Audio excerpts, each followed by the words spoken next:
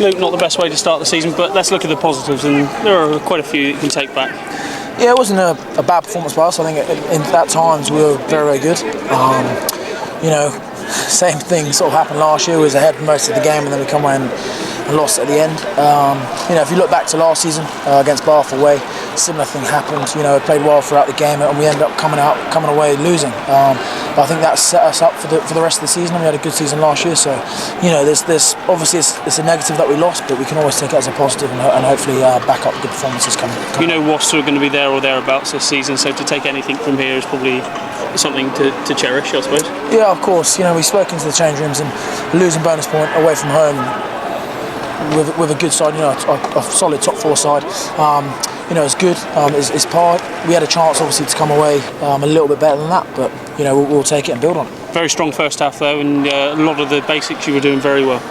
Yeah, you know, the set piece was going right, line up was functioning well.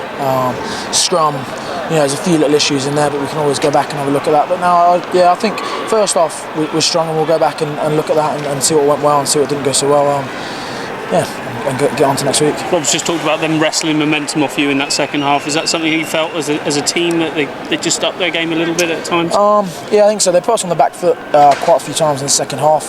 Territory-wise, they're in our half most of the time, which I think, you know, when you're defending for multi-phase, it does tire you down. But like I said, we'll have to go and have a look at it and work on it for next week. Obviously, next week, Saracens, the defending European and Premiership champions, and you owe them one.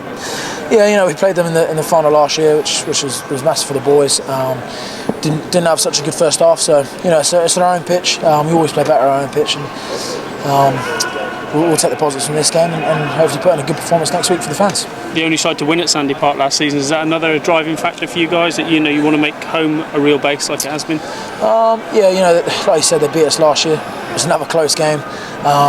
You know, we just need to start coming back on top of these close games and being the winner rather than the loser. Like I said, we're gonna really knuckle down this week, get all the bumps and bruises out today, and do our analysis and hopefully come away with a good performance. That's the joys of the Premiership, though. It doesn't get any easier, and as you know, those boys, a lot of them, you were on England tour with in the summer. They're good players. Yeah, they've got quite a few big names, big ball carriers. So you know, we'll analyse them and see who their sort of strengths are, and hopefully see if they've got any weaknesses, and exploit them. Yeah. Cheers, Ross.